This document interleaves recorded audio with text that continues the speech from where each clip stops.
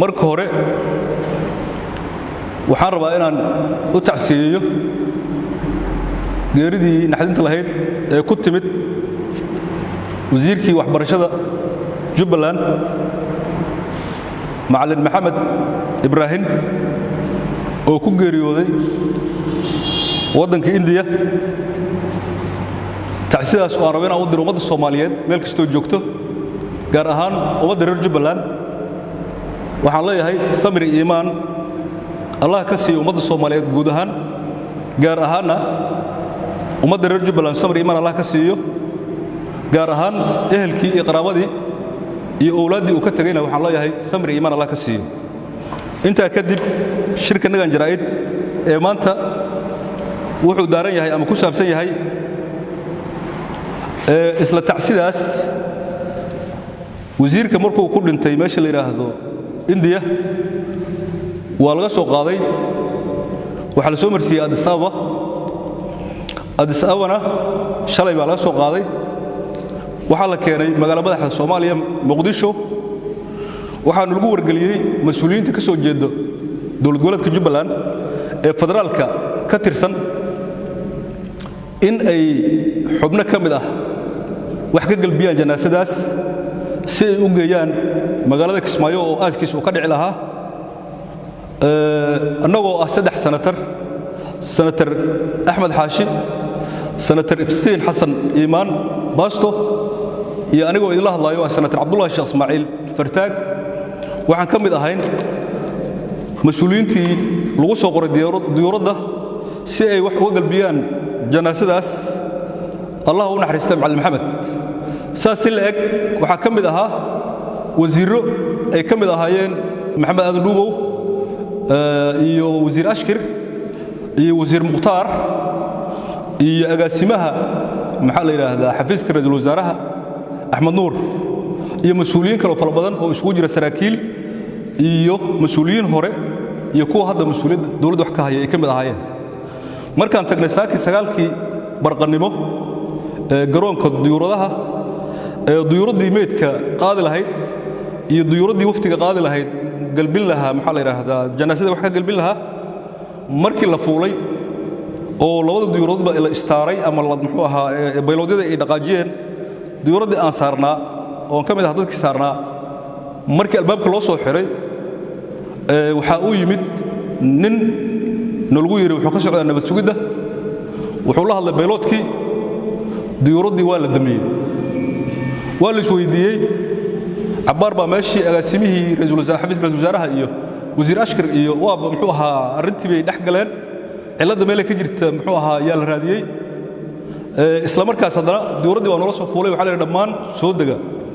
dhulka u soo daga dhulka u soo dhacnay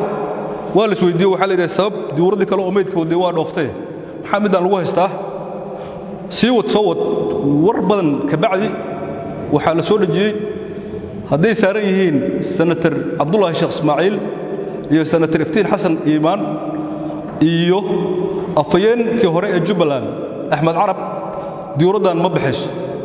saasaad ku baaqanaysaan arintaas markay dhacday waxaan weydiiyay amarkan yaa soo bixiyay xagees ka soo fulay waxa noola sheegay amarkan inuu ka soo fulay ama uu soo gaarsiiyay wasiirka duulista hawada nin la yiraahdo Omar iyo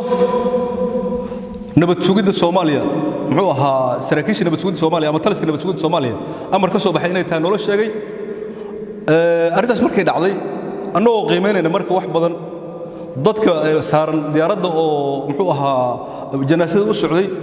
iyo isqabqabsi meedka korkiisa inaan ku booqno annagoo diidayno aniga iyo senator Iftiin waxaan go'aansanay inaan ka soo harno diyuuradda maadaama la go'aansaday maadaama ay muxuu ahaa mas'uuliyiinta ugu sareysay ama muxuu ahaa wasiirka duulista hawada ha ahaado ama taliska nabad sugidda ha ahaadee haddii wax isku ooleen inaan mataqaanaa ka harnaa go'aansanay intaas waa intii dhacday weeye oo arabina ummadda Soomaaliyeed u bayaamiyo haddaan marka hoos soo dhaco waxa nasiib darro ah waddanka Soomaaliya oo ogtiin meeshuu marayo dhinac walba dhinaca caafimaadka iyo mataqaanaa haatan cudurka adduunka dhan ka socdo gaar ahaan dalka Soomaaliya ka socdo la dagaalankiisa iyo wacyigelintiisa haddii ahaan lahayd dhinaca nabadgelyada oo aad ogtihiin mayd maxaa u dambeeyay mid kala sii wado xala u dambeysay garoonka diyaaradaha iyo xerada xalane ay cadawgii al-shabaab ay ku garaacayeen maxaa la yiraahdaa hoobiyaal iyo meel la maran la yahay oo hoobiyaashii ay ku daadanayaan muxuu ahaa xaruntii ama airport-ka ahaato ama xarunta xalanaha ahaato waxa nasiib darro ah ummadda Soomaaliyeed nasiib darradu soo heedaa waxay tahay meeshay ka hadli lahaayeen nimankan filla Soomaaliya joogo oo ugu weyn yahay madaxweyne Maxamed Cabdullaahi Farmaajo oo ama wasiiradiisa ku jiraan ama taliskiisna nabadgelyada ku jireen intay ka hadli lahaayeen maxaa la yiraahdaa nabadgelyada intay ka hadli lahaayeen intay ka hadli lahaayeen koronaha iyo cudurka faafahaya intay ka hadli lahaayeen fatahaadaha iyo wax ka dhacay dalka Soomaaliya rafaad ka dhacay intay ka hadli lahaayeen inay ku mashquulaan diyaarad meed wado ummadda Soomaaliyeed guud ahaan waa u tacsiinaya 4 sano waxa halaabay si uu halaabeena waa waxa hadda aan ka sheekeynayo oo waxa weeye xaajinimaan ogeyn ba xirnimada ka ridee niman diaspora aha oo 30 sano iska maqnaa oo say meelaha u soo jireen laptopyo wata oo yimid ayaa wixii aan soo dhowbeynay oo labaad muxuu ahaa xilliga Cabdiqaasim laga soo bilaabo oo tartiib loo soo waday Cabdullaahi Yuusuf Allah u naxariistay laga soo bilaabo la soo marsiyo oo Allah muxuu ahaa Cabdullaahi Yuusuf markuu dhintay hadana Sheekh Shariif la soo marsiiyay oo maxaa la yiraahdaa Xasan Sheekh Maxamuud loo soo dhiibay oo madaxweyne Maxamed Cabdullaahi Farmaajo madaxweyne Sheekh Shariif madaxweyne Xasan Sheekh Maxamuud meel fagaar ah ay u dhiibeen buug yar oo dastuur ah ayuu ahaa dastuurkii uu marka ku tumanaya Maxamed Cabdullaahi Farmaajo asaga oo adeegsanaya taliskiisa nabadgelyada bal hadda idaacadan ka hadlayaaye buugaas dastuurka oo lagu doortay meesha ka qoran tahay sanatar aadaha dalkiisii oo tacsi wado in laga reebi karo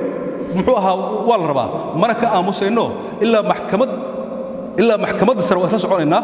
ilaa maxkamadda Soomaaliya maxkamadeeda ugu sareeya dacwaddan waa isla gaari doonaa maadaama aan maxkamadda dastuur haatan lahayn labada gudoomiyaha aqalka sare iyo gudoomiyaha maxaa la yiraahdaa golaha shacabka iyo gudoonada labada gole iyo baarlamaanka labada gole ee 329 ah dhammaantood waxaan u sheegayaa haddii saan lagu fiirsado waddanku wuxuu noqonayaa waddan faraha ka baxay oo meel god ku sii dhacayo haddii marka maalin kasto dibacada mar la waxeeyo haddana dibmadooba la waxeeyo dibac la waxeeyo wax kala ku soo baxayo cadawgina waa naga faa'iideysanayaayo waa asaga xal elaboorka garaacayo shalay bay ahayd wixii Sheekh Shariif la reebahay darad bay ahayd wixii Xasan Sheekh Maxamuud la reebahay tii ku xigtay ahayd wixii la reebahay xildhibaan Axmed Daqare iyo xildhibaan Alankay iyo xildhibaanada la socday Cabdi Cali iyo xildhibaanada la socday maanta weeye anagoo tacsi wadno waxna la reebahay haddii xildhibaanada labada aqal arintaas waxaan rabaa in ay si degdeg ah guddoonka labada aqal iyo xildhibaanada guud ahaan waxaan rabaa arintaas inaysan dhayalsanin oo ay u arkaan muxuu ahaa oohinta orkiga ka weyn waa lagu dayahayaa marka dambana waxa weeye albaabada loo xiray labada aqalbo berri bay uu soo wadaa nimanka maanta arkay berri waxay rabaan labada aqal oo xiran inay dhahaan wax hadli karana ma lahan waxaan ku tala bixinayaa oo guddoonka labada aqal aan ka codsanayaa oo baarlamaanka dhimantaa ka codsanayaa arrintan in laga dhiidhiyo waxa ay nimankan ku jiraanna annaga waxaa Soomaaliya tiraahdaa lax walba shililka isdhigtaa lagu qalaa meesha annaga aan xukuumadda la xisaabtami lahayn oo madaxweynaha la xisaabtami lahayn oo aan dhihi lahayn war waxaan sax ma ahan annaga asaga isu dhiibnay iyaga isu dhiibnay laakiin wali rajaan leenahay wali ma aan quusanin waxaan rabaa in boorka la iska jafo xildhibaanada labada aqal ay boorka iska jafaan guddoonku uu horgalo min bilow ilaa dhammaad laga soo bilaabo Sheekh Shariif Sheekh Axmed madaxweynihii hore ee xasanada lahaa ee sharafta lahaa maalintii boorka laga joojiyay iyo xildhibaanadii ku xigay maalintii laga joojiyay iyo maanta oo annaga ay nagu dhacday anagoo tacsi wadno intaba waxaan rabaa muxuu ahaa in baarlamaanka ay toos uga hadlaan inaan loo kala harin muxuu ahaa madaxweynaha jamhuuriyadda federaalka Soomaaliya asagoo sharfan waxaan ka codsanayaa meesha uu muxuu ahaa isku mashquulinayo hebel waa mucaarada hebel uu soo tagin inuu isku mashquuliyaan intii yar oo dhiman 7 bilood baa noo dhimanay sidii al-shabaabkan maanta weerarayay xaradan muxuu ahaa xalana weerarayay sidii ay sarxamar ugu bixin lahayn oo aan meelaha u gaarsiin lahayn dhulkii nabadda ahayo gadoo dhab baa hadda dagaal ugu soo rogay markii dagaalka ay harmacad iyo geynahayeen meesha la balaxa iyo doolow waxaan ummadda Soomaaliyeed u xaqiijinayaa baabuurka balaxa ka bax doolow buu marahayay luuq buu tagay muddo muxuu hal saac amal u soconay haddana waxa weeye ugu yaraan hal maalin baa loo soconayaa iyadoo la ilaalinayo ama mina la ilaalinayo ama la ilaalinayo shabaabka oo dhaxda galahayo ma horan u soconay mise dib baan u soconaa maya dib baan talaabo qaadnay waay ummadda Soomaaliyeed inay inta soo bayaamiyaan rabay guud ahaan culays baa saaran ummadda Soomaaliyeed Soomaali weyn culays baa saaran gaar ahaan Jubbaland culays baa saaran gaar ahaan ummadda uu ka soo jeedo madaxweyne Farmaajo oo aan ka mid ahay culays buu na saarayaa si aan maxaa la yiraahdaa ummadda Soomaaliyeed wax loola qabsanin waxaan rabaa marka ummadda Soomaaliyeed uu sheego wuxuu haleynayaa madaxweynaha asaga gooni ku tahay asaga iyo gooni ku tahay ummadda uu ka soo jeedo oo reer hebel uu leeyahay bari bay ka tahay ummadda Soomaaliyeed baa wax la qabsanaynaa ummadda Soomaaliyeed baa wax la leenahay ummadda Soomaaliyeed baa khayr iyo wanaag aan la leenahay wixii xun oo la sameeyay madaxweynaha haatan joogay iyo gaar ku tahay hadhow yaan la reebel oo dhan baa arinta ka siman wassalaamu calaykum wa rahmatullaahi wa barakaatuh